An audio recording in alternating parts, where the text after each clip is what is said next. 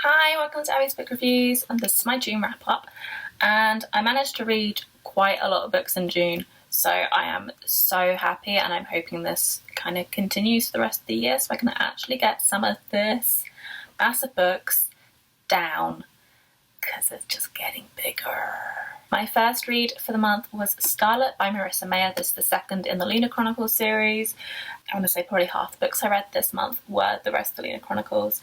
This is about Scarlet, and it also continues Cinder and Kai's story, which I really liked, that it's not just a case of it's new people, it's continuing their story as well. As you can kind of tell, it's based on Little Red Riding Hood, and there is a wolf in it. This is going to be really hard to talk about the rest of this series without any spoilers. Cress is the third in the Lunar Chronicles series.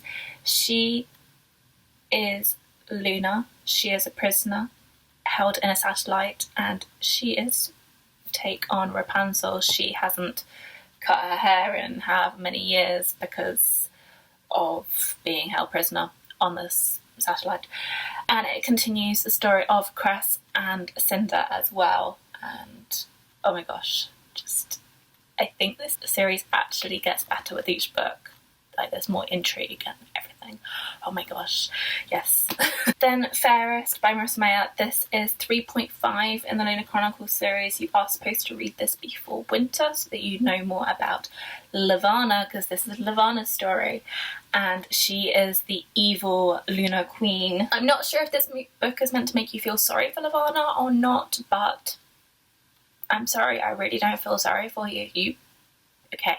Apart from the bit with your sister, you've pretty much brought everything on yourself. Like, yes, the bit with your sister is traumatic, but you didn't have to handle it the way that you did. So, yes. Blaming her, kinda. Then I took a little bit of a step away from the Lunar Chronicles just to have a break.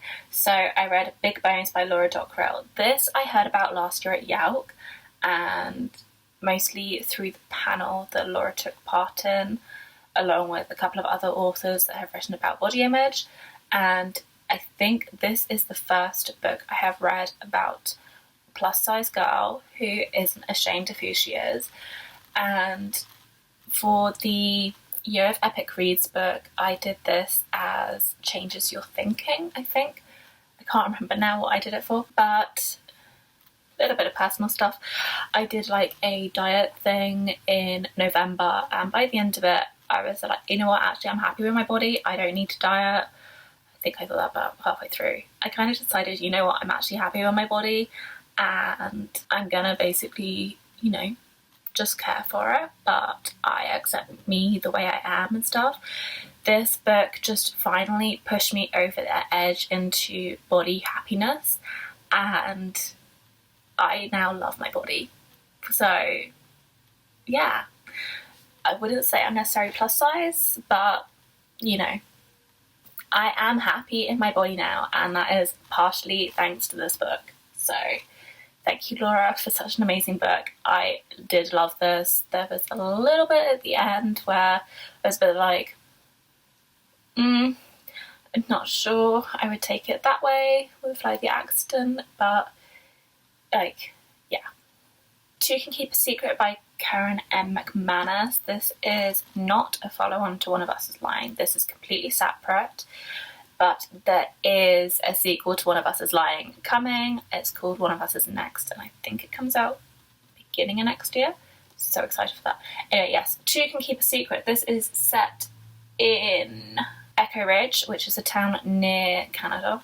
It's in the US, near the Canadian border. Is a girl murdered in 1995.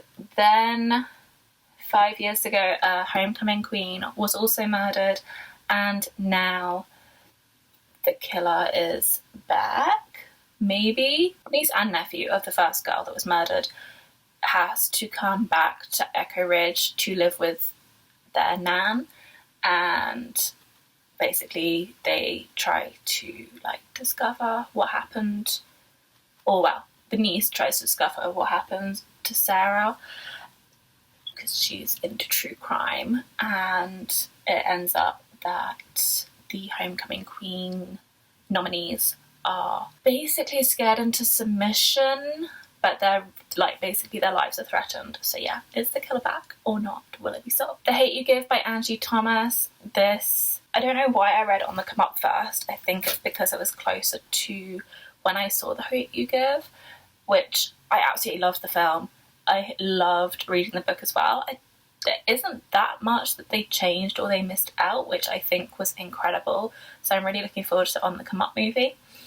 And yes, oh my gosh, people need to read this book. Whether you give it 1 star or whether you give it 5, like, I just feel like you need to read this to fully understand what is happening in America.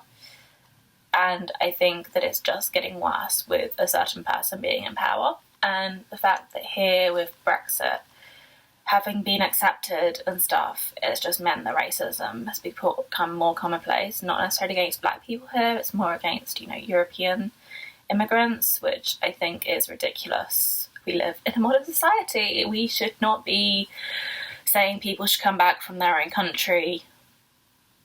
We are a multinational society. We are a global society. We should just get on with our lives. Anyway, yes, this was really, really good, and I think everyone should read it at least once. Then I read the culmination to the Blood Rose Rebellion trilogy, which is Winter War Awakening by Rosalind Eves.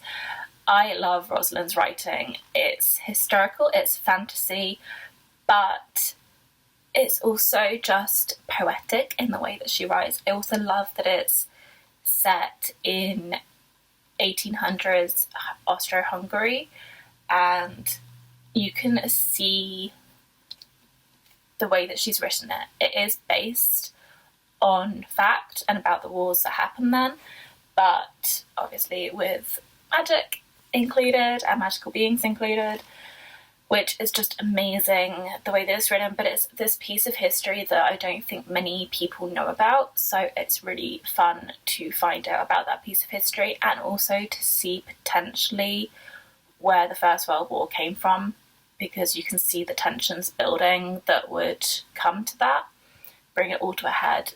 It is a stunning trilogy and I love this book so much. The whole of June I spent listening to Furyborn by Claire Legrand. This was kind of a buddy read with some girls over on TBR and Beyond. I really, really enjoyed it. I'm kind of gutted I didn't start it earlier, but I think I'm going to reread this next year along with Kingsbane before the last one in the trilogy comes out. I am so excited to see where it goes next, but I kind of want to binge them. Sorry, Claire. It's so good. So good. I love the fact that it's, basically, is it 1,000 years between? But, yeah, wow. Just, I didn't quite see it coming. I kind of did, but I kind of didn't. Just, oh my gosh, yes, need the next one. Then I went back to the Lunar Chronicles and I read Winter by Marissa Mayer. This is the final book in Lunar Chronicles. Really, really enjoyed it. It is massive. It's over 800 pages, so it did take me about a week, I want to say. This series was incredible. I want to reread it already. Oops. But, oh my gosh, just the political intrigue, the romantic interests, the friendships, just everything about this series is amazing. I also love the fact that it's all retellings, but it's done in just such a way that you don't really notice that it's retellings.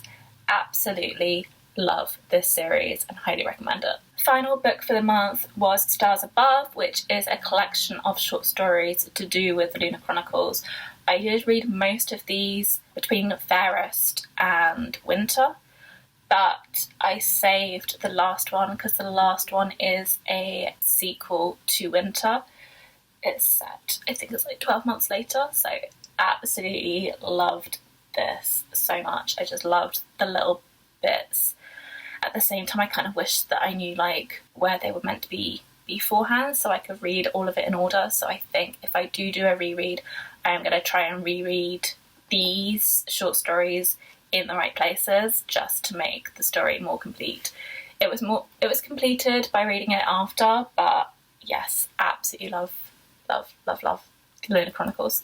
So that was it for June. Let me know what you read in the comments down below. Please like this video and subscribe to my channel, it would make my day. Enjoy the book you're reading, and I will speak to you soon.